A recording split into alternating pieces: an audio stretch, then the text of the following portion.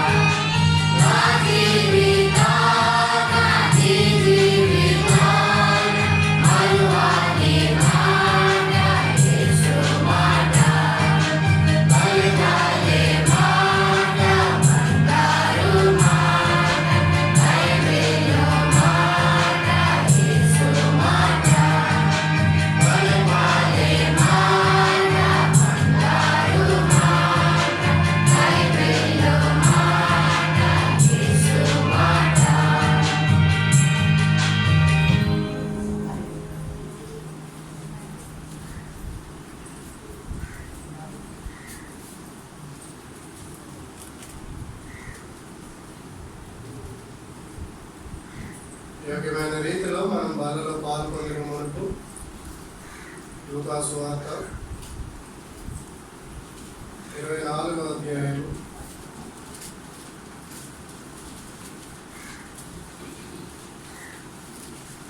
లూకా సువార్త 24వ అధ్యాయం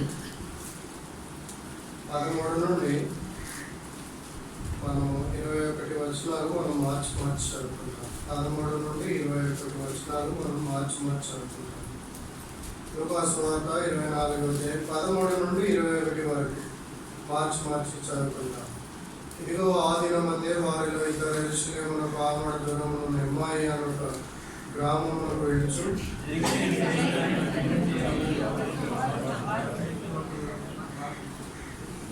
జరిగిన వారు సంభాషించు ఆలోచించుకొనుచుండగా యేసు తానే దగ్గరికి వచ్చి వారితో కూడా నడిచాడు. ఆయన మీరు నడుచు ఒకరితో ఒకరు చెప్పుకొనుచున్న ఈ మాటలు ఏమని అడుగో వారు దుఃఖముక్తులై నిలిచి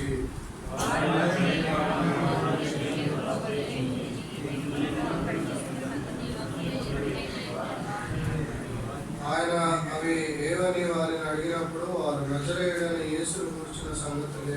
ఆయన దేవుని ఎదుటను ప్రజలందరి ఎదుటను క్రియలోను వాక్యములోను శక్తి గల ప్రవక్త ఉండేది.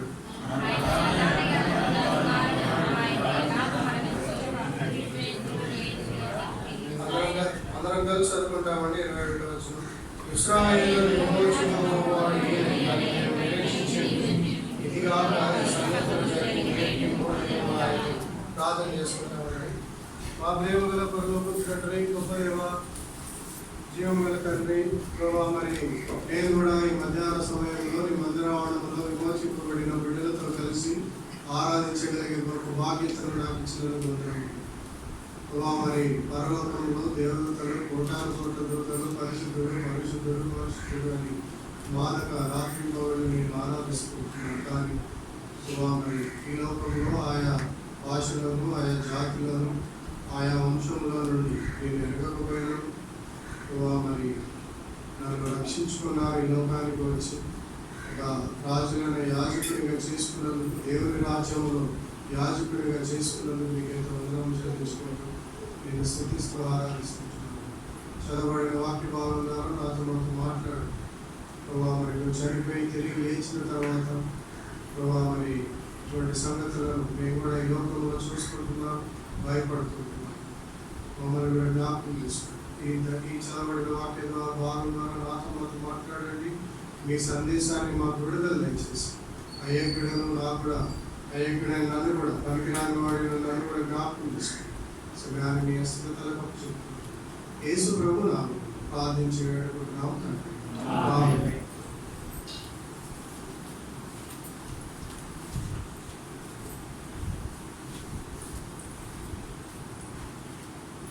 లూకాసు వార్త 24వ అధ్యాయము 13 నుండి మనం చదువుకుంటున్నాం. ఇదిగో ఆ దినమందే వారిలో ఇద్దరు యెరూషలేమునకు ఆమడ దూరమునున్న ఎమ్మాయి అను ఒక గ్రామమునకు వెళ్ళుచు జరిగిన ఈ సంగతులన్నిటిని గురించి ఒకరితోనొకరు సంభాషించుచుండిరి. ఈ ఇద్దరు, ఒకరు క్లేపా, ఇంకొకరు లూకా. ఈ గ్రంథకర్తనే లూకా, వైద్యుడైన లూకా. ఈ ఇద్దరు కలిసి యేసుప్రభు వారు చనిపోయాడు.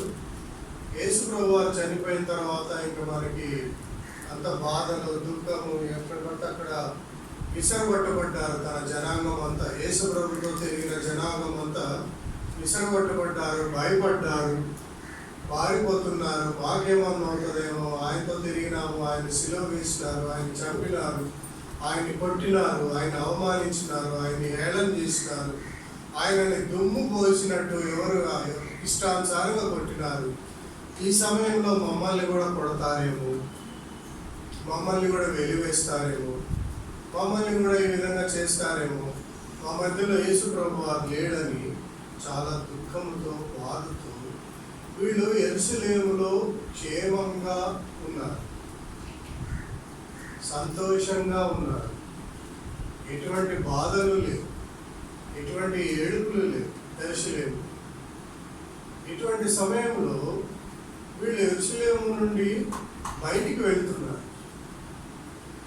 చాలాసార్లు మనం కూడాను యెరూషలేములో ఉన్నంతసేపు మందిరంలో దేవుని సహవాసంతో ఉన్నప్పుడు చాలా చక్కగా ఉంటాం. ఎటువంటి బాధలు ఉండవు. బాధలు ఉన్నా కూడా దాన్ని సంతోషంతో గెలుస్తూ ఉంటాం. నష్టాలు ఉన్నా కూడా దాన్ని సంతోషంతో గెలుస్తూ ఉంటాం. ఎప్పుడు? నీవు కూడా దేవుని సహవాసంతో ఉన్నప్పుడు, నీవు నేను కూడా దేవునితో ఆ బాంధవ్యాన్ని కంటిన్యూ చేస్తున్నప్పుడు, అనుదినము ఆయనతో ఉన్నప్పుడు, ఈ బైబిల్ గ్రంథాన్ని చదువుతున్నప్పుడు దేవుడు నీకు నాకు కూడా ఏం చేస్తాడంటే, యోహాను రాసిన పత్రిక 11:25 అనుకుంటా, చదవండి. యోహాను రాసిన పత్రిక 11:25. అందుకు యేసు పునరుత్థానమును జీవమును నేనే, నా యందు విశ్వాసం ఉంచువాడు చనిపోయినను బ్రతుకు. చూడండి, ఇక్కడ యేసుప్రభు ఏమంటున్నాడంటే పునరుత్థానమును జీవమును నేనే. ఎక్కడ అంటున్నాడు? ఆయన బ్రతుకున్నప్పుడు అంటున్నాడు. నువ్వు పునరుత్థానం అవ్వడానికి, అసలు నువ్వు చనిపోతేనే కదా పునరుత్థానం అవ్వడానికి. అనగా యేసుప్రభు వారు ఆయన ఉన్నప్పుడు చావు లేదు. పునరుత్థానమును నేనే, జీవమును నేనే. ఆ మరణాన్ని జయించిన వాడును నేనే, జీవంలోనికి దాటి వచ్చిన వాడును నేనే. నేను ఉన్నప్పుడు మీకు ఏ విధమైన నష్టాలు, బాధలు, దుఃఖాలు ఏవి ఉన్నా కూడా మన దర్దాపుల్లోకి రావయి. వచ్చినా కూడా యేసు ప్రభులో మనకు ఒక సంతోషము వస్తూనే ఉంటుంది. అందుకని ఆ మాట అంటున్నాడు, పునరుత్థానమును జీవమును నేనే, నా యందు విశ్వాసం ఉంచువాడు చనిపోయినను. ఎందుకంటే ఆయన చనిపోయి తిరిగి లేవబోతున్నాడు. కాబట్టి ఆయన చనిపోయి తిరిగి లేవబోతున్నాడు. ముందుగానే ప్రకటిస్తుంటున్నాడు, నేనే పునరుత్థానమును, నేను చనిపోతాను, నేనే లెగుస్తాను. ఎందుకంటే నన్ను నమ్ముకుంటే నేను చనిపోయి ఎట్లా తిరిగి లెగుస్తాను, నీవు కూడా చనిపోయినా మరలా లెగుస్తాను. అది లేపేది నేనే, నేనే, నేనే అంటున్నాడు. ప్రపంచంలో ఏ మానవుడైన ఈ మాట అంటారు? ఈ మాట ఎవ్వరు కదా, ధర్మము ధర్మము అంటున్నారు. ఎవరైనా ఈ మాటలు అనగలుగుతున్నారు? పునరుత్థానమును జీవమును నేనే. ఆ మరణం కూడా నా దగ్గర ఉంది. ఆ మరణాన్ని నేను ఇట్లా నా చేతులు, నా కనుసైగల్లో ఉంటాను. ఓ మరణమా నీ ముందే. చూడండి, మరణాన్నే శాసిస్తున్న దేవుడు, ఆ దేవుడు నీకు నాకున్నాడు. అందుకనే లూకాసు వార్త ఇద్దరు వ్యక్తులు ఉన్నారు. 24వ అధ్యాయం 13వ నుండి 35 వచనాలు మనం చూసుకున్నట్లయితే ఈ ఇద్దరు గురించి ఉంటుంది. ఎమ్మాయి అనే గ్రామంలోని వెళ్తుంటున్నారు యెరూషలేము నుండి. తర్వాత వీళ్ళు ఒకరు క్లేబా, ఒకరు ఈ గ్రంథకర్త లూకా, ఈ ఇద్దరు నడుచుకుంటూ వెళ్తున్నారు. యాజ్ ఇట్ ఈస్ గానే నీ జీవితంలో నా జీవితంలో కూడా కొన్ని సంఘటనలు ఈ విధంగానే జరుగుతాయి. ఏమంటున్నాడో చూడండి. జరిగిన సంగతులన్నిటినీ 14 వచనం, జరిగిన ఈ సంగతులన్నిటిని గురించి ఒకరితోనొకరు సంభాషించుకొచ్చుండిరి. చాలాసార్లు మనం కూడా కొన్నిసార్లు ఏ దుఃఖంలోనో లేదంటే ఎక్కడెక్కడో జరిగిన విషయాల్ని సంభాషించుకుంటూ ఉంటాం.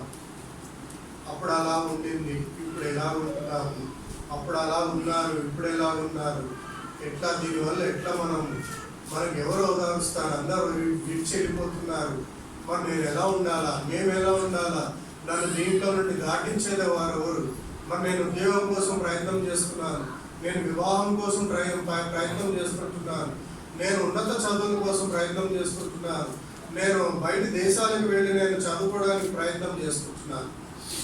చాలాసార్లు ఇటువంటి సందిగ్ధంలోనే మనం పడుతూ ఉంటాం. చాలా వాక్యాలు మనకి ఎంతమంది చెప్పినా మనకు ఒక్కోసారి అర్థం కావు, మనం ఒక్కోసారి మర్చిపోతూ ఉంటాం. ఇదే సంగతులు ఈ క్లేబా, లూకా మర్చిపోయిన దేవుడు చెప్పిన యేసు ప్రభు వారు వారితో ఉన్నప్పుడు చెప్పిన సంగతులన్నింటినీ యేసు ప్రభు వారు బోధ చేస్తున్నప్పుడు ఈ సంగతులన్నింటినీ గుర్తు చేసుకుంటున్నారు. యేసు ప్రభు ఏం చెప్పినాడు, నేను ఎలాంటి ఆశ్చర్యకార్యాలు చేసినాను, మొదటి సూచక్రియ కానాను పెళ్లి దగ్గర నుండి ఎంతమందిని బాగు చేశాను, ఎంతమందిని లేపినాను, 3వ రోజు నేను దేవాలయం లెగుస్తాను, నేనే చనిపోతాను, నేనే లెగుస్తాను, తర్వాత నేను పరలోకానికి ఎత్తబడతాను, నేను మరలా వస్తాను, నేను ఉండేటప్పుడు ఇలాంటివి జరుగుతాయి, నేను ఒకవేళ శిలువకు అప్పగించే ముందు ఇవన్నీ జరుగుతూ ఉంటాయని ఎన్ని చెప్పుకుంటాడు, ఎన్ని బోధలు చేసినాడు. ఆయన వీడు మర్చిపోయాడు. క్లేబా, లూకా వీళ్ళిద్దరు కూడా మర్చిపోయి ఏం చేస్తుంటున్నారంటే 17వ వచనం, ఆయన మీరు నడుస్తూ ఒకరితో ఒకరు చెప్పుకొనుచున్న ఈ మాటలు ఏమన్నాడుగా వారు దుఃఖముఖములై నిలిచి. మరలా గుర్తు చేసుకుంటున్నారు యేసు ప్రభువు, మీరు సంభాషించుకుంటుంది ఏంటిది, మీరు ఎక్కడికి పోతున్నారు, మీరు ఏం సంభాషించుకుంటున్నారు, యేసు ప్రభు గురించి సంభాషించుకుంటున్నారు కదా, మాట్లాడుకుంటున్నారు కదా, మరి మీ ప్రయాణం వెళ్ళిపోతుంది, మీ పయనం వెళ్ళిపోతుంది, మీరు ఎక్కడికి పోతున్నారు? యెరూషలేములో మంచిగా ఉన్నారు కదా, ఎందుకు దిగిపోతున్నారు? యెరూషలేములో ఎందుకు ఉండలేకపోతున్నారు? మీరు ఏం మాట్లాడుతున్నారు, మీరు ఎలా నడుస్తున్నారు, మీకు అర్థమవుతుందా? మీరు మందిరానికి వస్తే మంచిగా ఉంటారు, ఉల్లి వలన మేలే కదా, కీడు లేదు కదా ఉల్లి వలన. అలాగే మందిరానికి రావడం వల్ల మేలే కానీ కీడు లేదు. దీనికి నేను నా అనుభవంలో చూసినట్లయితే గుడిసెలో ఉన్నవాడు రేకులు వేసుకున్నాడు, స్లాబ్ వేసుకున్నవాడు బండి కొనుక్కున్నాడు, ఇవన్నీ కలిగిన వాడు ఇల్లే కొనుక్కున్నాడు. ఇటువంటి ఆత్మీయ అంతస్తులు అలాగే మన ఈ సమాజంలో ఉండడానికి కూడా దేవుడు నిన్ను ఒక అంతస్తుగా తీసుకొని వెళ్తూ ఉంటాడు. కానీ చాలాసార్లు మనం ఏం చేస్తుంటామంటే మర్చిపోతూ ఉంటాం. కీర్తన గ్రంథం 1వ అధ్యాయం 2వ వచనం, దివారాత్రము దానిని ధ్యానించేవాడు ఎట్లా ఉంటాడంట, వాడు చేసిన పనులన్నీ సఫలమవుతుంటాయంట. చదువుతారా?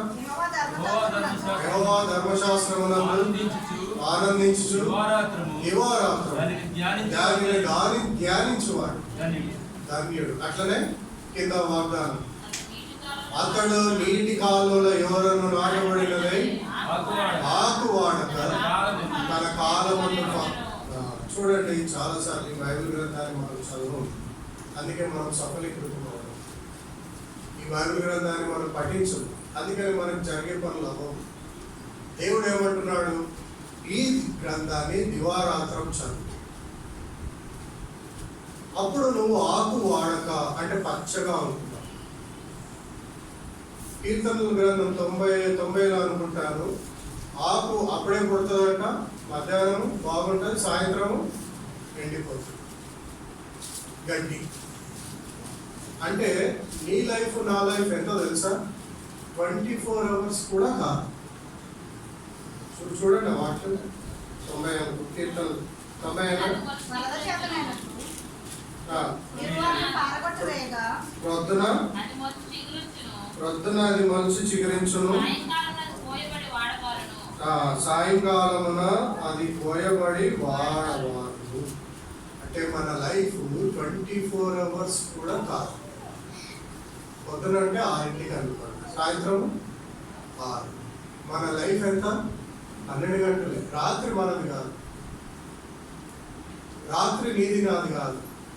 మన లైఫ్ ఎంతో 12 గంటలే. పొద్దున్నే పుడుతున్నాం, సాయంత్రానికి వాడబారుతున్నాం, పోతుంటాం.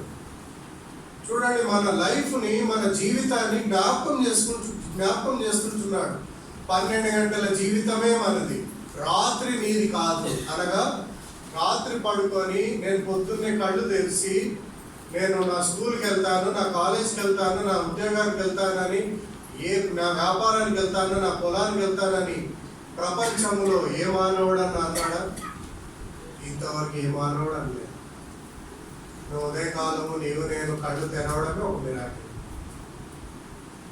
నువ్వు ఎంత ఆరోగ్యంగా ఉన్నా ఉదయకాలము నీవు నేను కళ్ళు తెరవడమే ఒక ఆశ్చర్యకరమైన సంగతి. నేను కళ్ళు తెరుస్తానని ఎవరైనా చెప్పగలరా? ఎవరైనా ఉన్నారా? ఎవరు లేరు కదా. కళ్ళు తెరవడమే ఒక ఆశ్చర్యకరమైన సంగతి. అటువంటి జీవితం మనది. ఒక్కోసారి మనం ఈ జీవితాల్లో కూడా ఈ 12 గంటల్లో చాలా మర్చిపోతుంటాం. అందుకని దేవుడు జ్ఞాపకం చేస్తుంటాడు. రండి, దేవుడు ఒక్కోసారి జ్ఞాపకం. లూకాసు వార్త 24:7 13వ వచనం, 13వ వచనంలో క్షమించండి, 19వ వచనం. ఆయన అవి ఏమని వారిని అడిగినప్పుడు వారు నజరేయుడైన యేసును కూర్చున్న సంగతులే.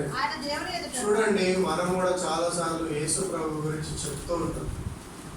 ఆయనని పెడచెవిని పెడతాము, ఆయనని మర్చిపోతాము, ఆయన ప్రకారం మనం నడవము. కానీ ఎవరైనా అడుగుతాం మటుకు చెప్పుకుంటాం. ఎట్లా చెప్తామో చూడండి, ఈ విధంగానే చెప్తాం. నీవు నేను కూడా, ఈ క్లేపా లూకా కూడా నీ వంటి వారే, నా వంటి వారే, నీ స్వభావము నా స్వభావం కలిగినటువంటి వారే, మనుష్యులే. అందుకని ఈ విధంగా చెప్తుంటున్నారు. ఈ వచనాలు కూడా మనం కూడా ఎన్నిసార్లు చెప్పుకుంటాం చూడండి. ఆయన దేవుని ఎదుటను, ప్రజలందరి ఎదుటను, క్రియలోను, వాక్యములోను శక్తిగల ప్రవక్త అయి ఉండను. ఈ వచనాన్ని ఈ మాటల్ని మనం ఊరికే రోజు చెప్పుకుంటున్నాం. యేసు ప్రభు శక్తిగల దేవుడు, యేసు ప్రభు ఒక ప్రవక్తగా వచ్చినాడు. ఎంత గ్రేట్ న్యాయం. కానీ మనం అందుకనే చాలా మంది ఏమంటారంటే, బైబిల్ నిన్ను వాడుకుంటుందా, నీవు బైబిల్ని వాడుకుంటున్నా? అర్థం కాదు. అర్థమైందండి? బైబిల్ నిన్ను వాడుకుంటుందా, నువ్వు బైబిల్ని వాడుకుంటున్నా? అర్థమైందా? మనమే బైబిల్ని వాడుకుంటున్నాం. 99% మనమే బైబిల్ని వాడుకుంటున్నాం. యాక్చువల్గా ఏం బైబిలే మనల్ని వాడుకోవాలి కదా. బైబిలే కదా మనకి గుర్తు, బైబిలే కదా సత్యం. మనకి బైబిల్లో ఉన్నదే కదా దేవుడు మాట్లాడేది, బైబిల్ ద్వారానే కదా మనల్ని ఈ విధంగా నడుచుకోమన్నది. కానీ మనం ఏం చేస్తున్నాము? దీన్ని మనం వాడుకుంటున్నాం, ఈ బైబిల్ని మనం వాడుకుంటున్నాం, నేను వాడుకుంటున్నా, నాకు ఇష్టమైన రీతిలో వాడుకుంటా. నేను బైబిల్ని మనం వాడుకుంటున్నాం, ఇది బైబిల్ మనల్ని వాడుకోవట్లేదు. లెక్క ప్రకారం అయితే బైబిల్ ఏం చేయాలా? నన్ను వాడుకోవాలి. బైబిల్ ఏం చేయాలి? నన్ను వాడుకోవాలి. కానీ మనం ఏం చేస్తున్నాం? దీన్ని వాడుకుంటున్నాం. ఇందులో మనకి నచ్చినవి తీసుకుంటాం. కానీ దీనిలో అన్నీ ఉన్నాయి. దీని ప్రకారం మనల్ని నడుచుకోమని చెప్తుంది. దీనిలో ఉన్న మాటల ప్రకారం మనల్ని నడుచుకోమని చెప్తుంది, మనల్ని మాట్లాడమని చెప్తుంది, మనల్ని నడవమని చెప్తుంది, మనల్ని వెళ్ళమని చెప్తుంది ఈ బైబిల్. కానీ మనం ఏం చేస్తాము? ప్రతి ఒక్కరూ తమ సొంత కార్యములనే చూచుకొనిచున్నారు. మన పనులు మనమే చూసుకుంటాం. అందుకని ఒకసారి గుర్తు చేసుకుంటాడు యేసు ప్రభు వారు.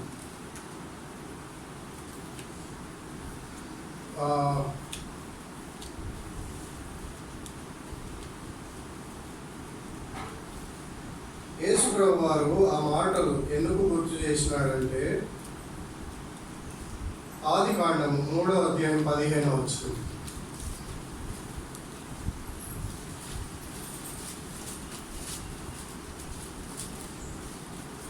మరియు నీకును స్త్రీకిని నీ సంతానమునకు ఆమె సంతానమునకు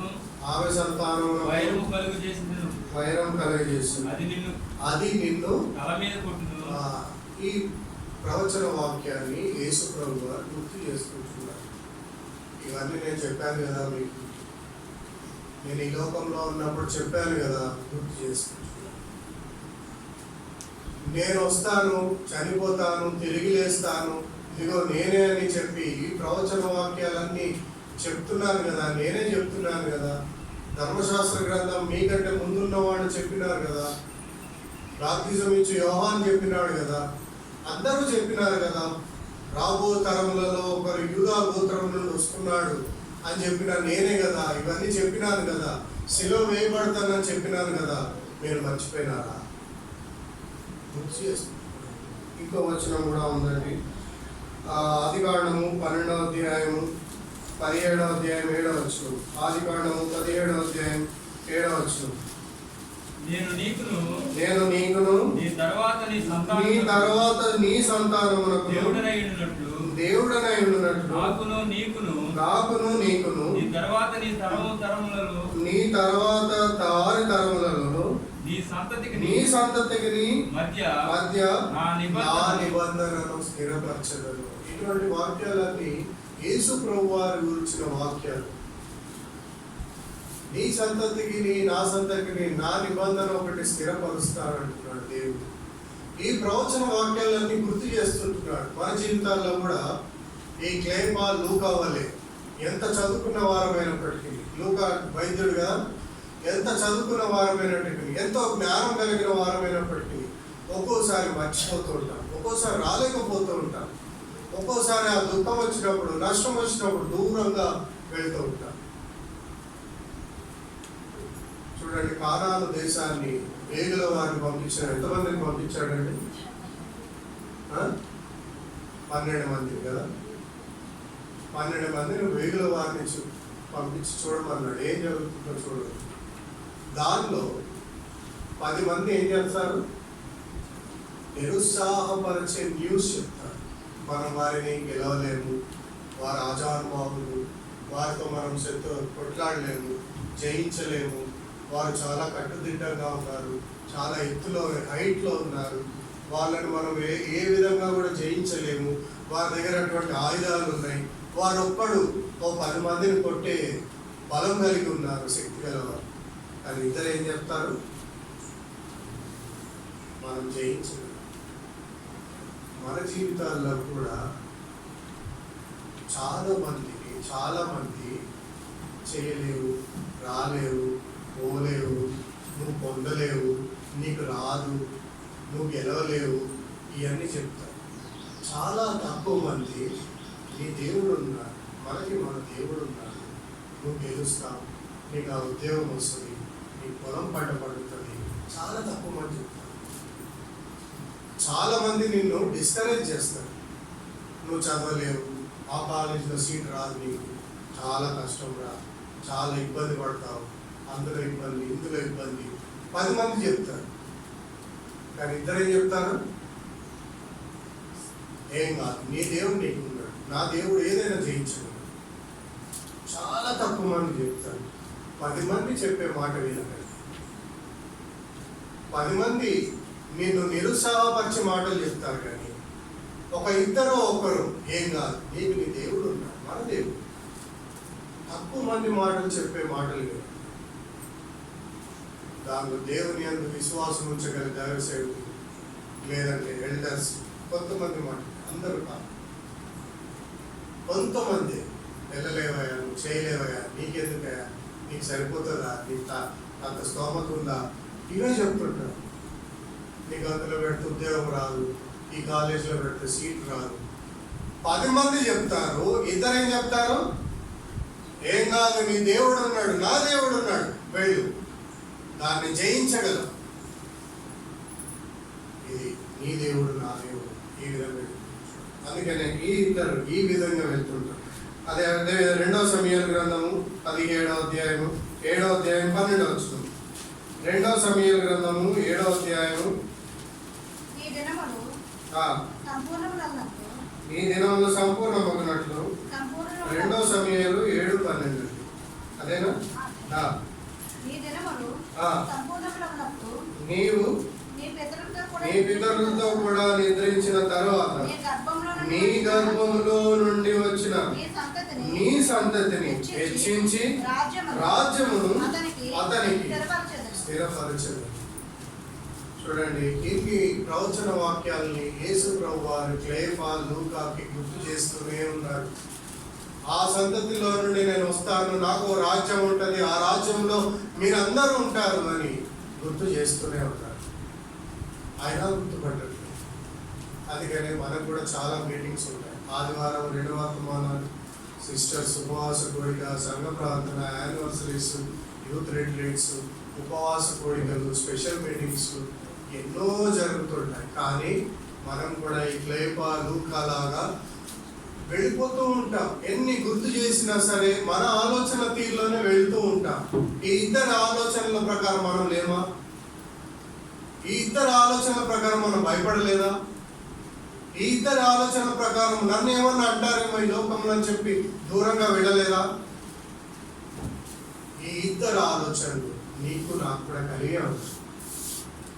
అందుకని ఈ అంత దినాల్లో మనం భయపడుతూ ఉంటాం, చాలా భయపడుతుంటాం. ఒక మాట అంటాడు దేవుడు, లూకా సువార్త 22వ అధ్యాయం 21వ అధ్యాయం. లూకా సువార్త 21:15. ఈ అంత్యకాలంలో అంత్య దినాల్లో ఉన్నాము. మీ విరోధులందరూ ఎదురాడుటకును కాదనుటకును వీలు కాని వాక్కును జ్ఞానమును. చూడండి, మీ విరోధులు అంటే ఎవరు? మనం సువార్తకు వెళ్తున్నాం, ఈ దినాలు ఎక్కడ పడితే అక్కడ అడ్డగిస్తుంటున్నారు. అంత్య దినాల్లో ఇవి జరుగుతున్నాయి, జరగబోతున్నాయి.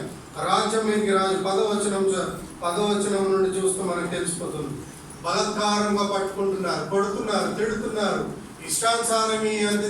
అప్పుడు ఏం జరిగినాయో ఇప్పుడు కూడా అవే జరుగుతున్నాయి. అందుకని ఎంత దినాల్లో దేవుడు మనకు ఒక జ్ఞానం కూడా ఇస్తుంటున్నాడు. ఏమని ఇస్తుంటున్నాడు? మీ విరోధులందరికీ ఎదురాడాలంటే నా దగ్గర రా, నీకు వాక్కు ఇస్తానంటున్నాడు. వాక్కుని జ్ఞానం అంటే మాటను కూడా ఇస్తాడు. నువ్వు ఏం మాట్లాడాలి? పరిశుద్ధాత్మ ఆ గడియలోనే నీకు బోధించును. లూకా 12:12లో అన్నమాట. చూడండి, మీ విరోధులందరితో ఎదురాడుటకు కాదనుటకును వీలు కాని వాక్కును, అంటే వారు వేరే సమాధానం చెప్పకుండానే నీకు వీలు కాని వాక్కును జ్ఞానమును నేను మీకు అనుగ్రహిస్తాను. చూడండి, యేసు ప్రభు వారు వీరి మధ్యలోకి వచ్చి, క్లేపా, లూకా మధ్యలోకి వచ్చి ఇవన్నీ గుర్తు చేసుకుంటున్నాడు. నేను ఆ దినాల్లో ఆది కాండము నుండి, ధర్మశాస్త్ర గ్రంథం నుండి నా పేరు వినబడలేదా మీకు? నేను ఎన్నిసార్లు బోధన చేయలేదు, ఎన్నిసార్లు బోధించలేదు, ఎన్నిసార్లు హెచ్చరించలేదు, ఎన్నిసార్లు నేను చనిపోయి నేను తిరిగి లేపుస్తానని చెప్పలేదు, ఎన్నిసార్లు నేను ఈ విధంగా మీకు గుర్తు చేస్తాను. అయినా సరే మీరు విడిచిపెట్టి వెళ్తున్నానే దుఃఖంతో. వారి యొక్క బుద్ధి మనోనేత్రాలను తెరవడానికి ఆయనే వారి దగ్గరికి వచ్చినాడు. నీ గుడ్డి మనోనేత్రాలను, నా గుడ్డి మనోనేత్రాలను తెరవడానికి యేసు ప్రభు వారు 2022 సంవత్సరాల క్రితం ఆయనే ఈ లోకానికి వచ్చి నీ హృదయం అనే తలుపు దగ్గర నించుని బతిమలాడుతున్నాడు. అమ్మా, నీ హృదయం నాకు ఇస్తావా? బతిమలాడుకుంటున్నాడు. నీ హృదయం నాకు ఇస్తావా? నా కుమారుడా, నీ హృదయం నాకు ఇస్తావా? ఇప్పుడు అడుగుతున్నా. ఒక రోజు వస్తుందంట, నువ్వు ఎంత రాను పోమన్నా ఈడ్చుకొని పోతారంట భటులు, నరకంలో పడవేయడానికి ఈడ్చుకొని పోతారు. అటువంటి ఘోరమైన సంఘటన రాబోతుంది. అంత్య దినాల్లో ఉన్నాం. అందుకనే హెచ్కేల్లో ఒక మాట అంటాడు, హెచ్కేలు 38 7వ వచనం అందరం కలిసి చదువుకుంటాం. 38:7 హెచ్కేలు గ్రంథం 38:7 నీవు సిద్ధంగా ఉండము, నీవు సిద్ధపడి నీతో కూడా కలిసిన సమూహం అంతటిని సిద్ధపరచుము, వారిని నీకు కావాలని. ఇశ్రాయేల్ దేశానికి ఇశ్రాయేల్ ప్రజలకు ఇచ్చిన హెచ్చరిక వాగ్దానం. నీవు సిద్ధపడు, అట్లా కాదు, నీవు నీ కుటుంబాన్ని సిద్ధపరచు. నీవు కావలివై ఇశ్రాయేల్ దేశంలోనికి ఏది కూడా అడుగుపెట్టట్లేదు. ఏ బాంబు కూడా ఇశ్రాయేల్ సరిహద్దులు దాటి లోపలికి వెళ్ళలేకపోతుంది. సిద్ధంగా ఉన్నారు వాళ్ళు యుద్ధానికి.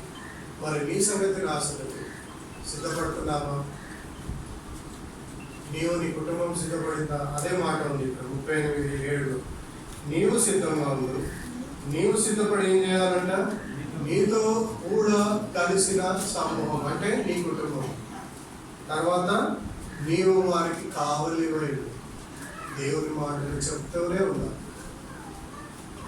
ఇశ్రాయేల్ దేశం చూడండి, ఇశ్రాయేల్ దేశం ఎంత సిద్ధంగా ఉందో చూడండి. ఒక మాట చెప్తాను. మొన్న ఈ మధ్య ఉద్యమం జరిగిందండి కదండి, ఆవాస్లో ఆ మసీదుని వీళ్ళు టేక్ ఓవర్ చేసే ఒక యుద్ధం జరిగింది. ఆ యుద్ధంలో ఒక హమాస్లో ఒక ముస్లిం మహమ్మదీయుడు మాట్లాడుతున్నాడు. లీడర్ ఏమని మాట్లాడుతున్నాడంటే, इस्राइल देशमु उनका कुछ पावर है, वो हमारे को जानता नहीं है, लेकिन वो पावर को हम लोग जरूर కనిపెడతాం. ఎట్లాగైనా ఆ దేశానికి ఒక పవర్ ఉంది. ఆ దేశం ఆ పవర్ ఏంటో తెలియదు. ఒక పవర్ వాళ్ళని ఎప్పటికప్పుడు రక్షిస్తుంది. ఆ పవర్ ఏం చేస్తుందంటే ఆ దేశం సరిహద్దుల్లోకి రానివ్వకుండా చేస్తుంది. మేము ఎన్ని బాంబులు వేసినా కూడా సరిహద్దుల్లోనే పడుతున్నాయి, కానీ సరిహద్దు లోపలికి పోవట్లేదు. కుछ पवर है उनका ने, हम जरूर जानेंगे उसको, तो इस्राएल कंट्री को तो नहीं छोड़ेंगे, నేను వదిలిపెట్టా వాళ్ళని అని స్పీచ్ ఇస్తున్నాడు. ఇస్రాయల్ దేశం కూడా చూస్తుంది, లైవ్ ఇది. ఇస్రాయల్ దేశం కూడా చూస్తుంది. ఇస్రాయల్ దేశం నుండి వీడు స్పీచ్ ఇస్తున్న టైంలోనే ఒక డ్రోన్ బయలుదేరింది. స్పీచ్ ఇస్తున్న 10 నిమిషాల్లో డ్రోన్ వచ్చింది ఎదురుగా. ఇప్పుడు నేనున్నా అనుకోండి, ఎదురుగా వచ్చింది, షూట్ చేసింది. ఇక్కడ వాడు కళ్ళు తెరిచేలోపు వెళ్ళిపోయింది, వీడు చనిపోయింది. వాడు ఎక్కడున్నది ఎట్లా గుర్తుపట్టేది ఇజ్రాయెల్ దేశం?